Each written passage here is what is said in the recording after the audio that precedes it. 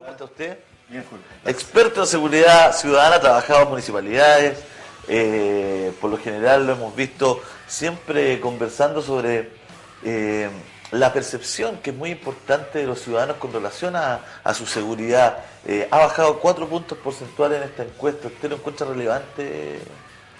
Bueno, como noticia es relevante porque mejora incluso la propia sensación.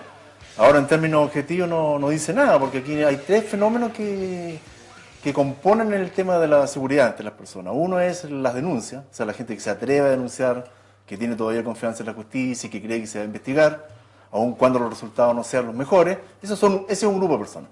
Otro grupo, los que tienen sensación de temor por las cosas que pasan, aun cuando a ellos no les haya pasado nada. Pero lo que escuchan, las noticias, el asalto, el secuestro, la muerte de la señora en Puerto Bar, o sea, todas esas cosas influyen en la sensación.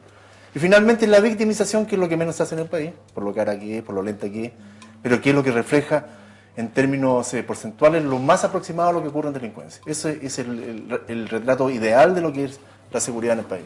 La victimización no ha variado. No, la victimización se ha mantenido. Lo que pasa es que nosotros tuvimos una escalada de delincuencia bastante importante por muchos años, por los factores que sean. Y esa escalada llegó un momento en que hace 2 o 3 años se estabilizó.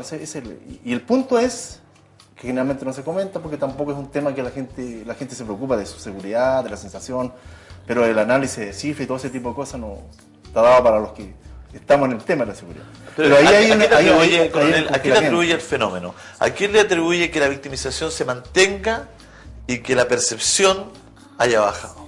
Es que la percepción es subjetiva.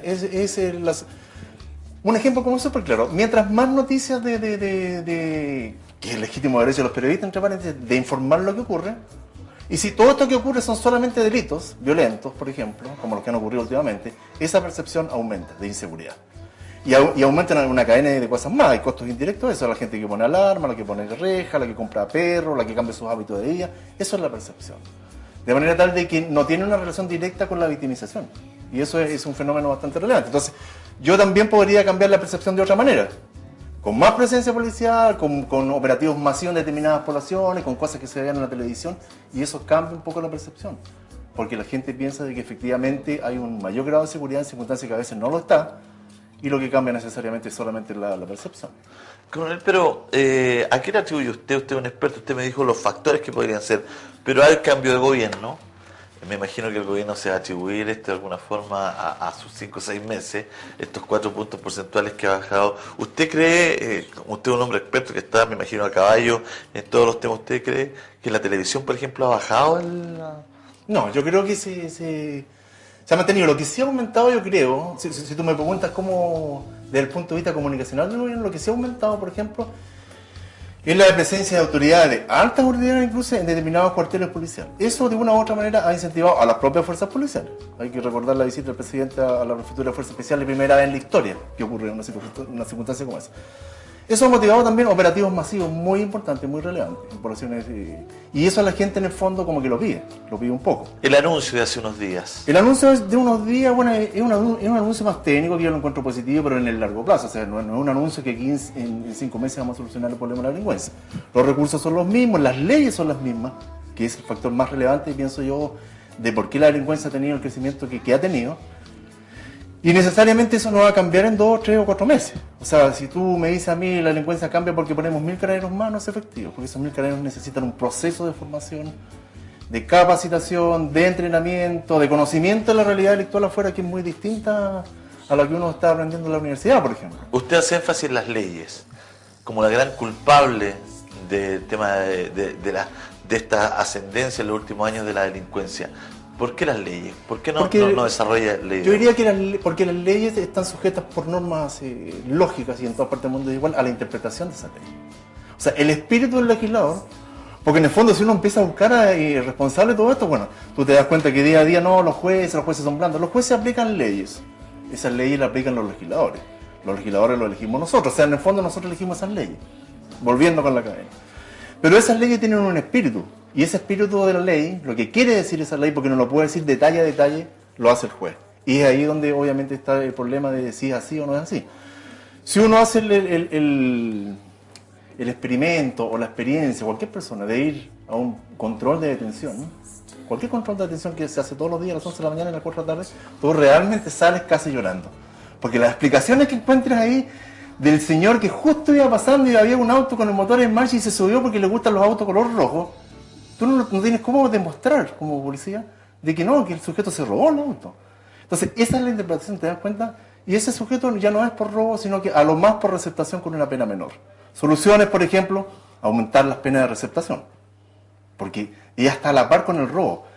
La pena de receptación, o sea, si yo tengo algo que a ti te robaron, es infinitamente menor a que si yo te robo esa radio. Ese es un ejemplo. Por ejemplo, yo me robo un cajero automático. Me robo un cajero automático por 70 millones porque sé que voy a estar 2 años. Y eso, con suerte. ¿Por qué? Porque tengo buena conducta anterior, no tengo antecedentes. Y a lo mejor es una buena inversión, 2 años, 70 millones, tranquilamente. Entonces, concepto de leyes. Y así te podría nombrar infinitamente todo el problema del porte de armas. También, penas menores. El porte de arma ilegal es un potencial delincuente. Porque si tú te das cuenta, todo lo que ha habido en legislación, en fiscalización, ha sido la inscripción de las armas, campaña para que se le devuelvan a los curitas, toda esta historia. Es una historia innecesaria porque las personas normales y legales tienen sus papeles en regla y portan solamente cuando están autorizados para portarla, que no son más de 100 en el país, de todos los que hay. ¿Quiénes que no tienen esa autorización y quienes cometen ese delito, porque es delito portarla, ¿no? Son los delincuentes.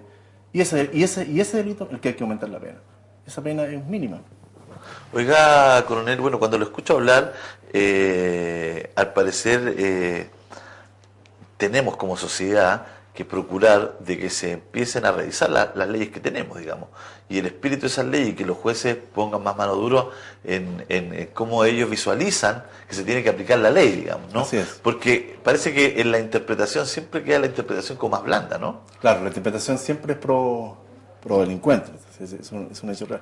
Bueno, yo creo que las señales desde un comienzo, nosotros como sociedad, sin identificar gobierno, porque realmente el problema de la seguridad es un problema transversal, o sea, no hay un gobierno X un día, el otro día hay otro gobierno, azul, amarillo, lo que tú quieras, pero el problema delictual sigue siempre igual. De manera tal que cuando uno trata de enrostrar responsabilidad ahí comete un error. Yo creo que los errores se cometen desde un comienzo, no vaya a ser 25, 30 años atrás, cuando hay una flexibilización de las leyes. Ese es el punto inicial del fenómeno que ha ocurrido en el país, porque eso está sumado a generaciones que fueron creciendo con esa flexibilización. Razón por la cual hoy día, si tú rayas el metro, como ocurre en Estados Unidos al revés, no pasa absolutamente nada. O tú orinas en la calle, rompes una ventana, son todos delitos. Nosotros, yo creo que partimos con un error, yo siempre lo dije cuando calificamos delitos menores. Y yo que siempre eso como una crítica, son delitos menores. Y yo siempre he dicho, yo califico como el delito, porque si a lo mejor este vaso es mío y me lo quiebran, pues a lo mejor es el vaso que dejó Pedro de Aldío cuando conquistó Chile y me lo dejó regalado a mí a su bisnieto, ¿no es cierto? Yo le doy el valor, pero para la ley este es un delito menor, que era un vidrio.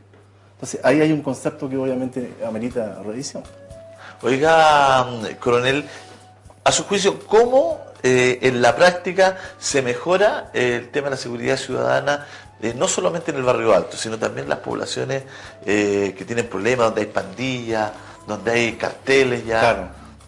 No, a los carabineros les da miedo meterse ahí. Claro, es un tema de educación, en el fondo todo es un tema de educación, es un tema de educación e información, y por eso que, si tú me preguntas a mí, oye, ¿tú crees que este gobierno o el otro puede solucionar los problemas?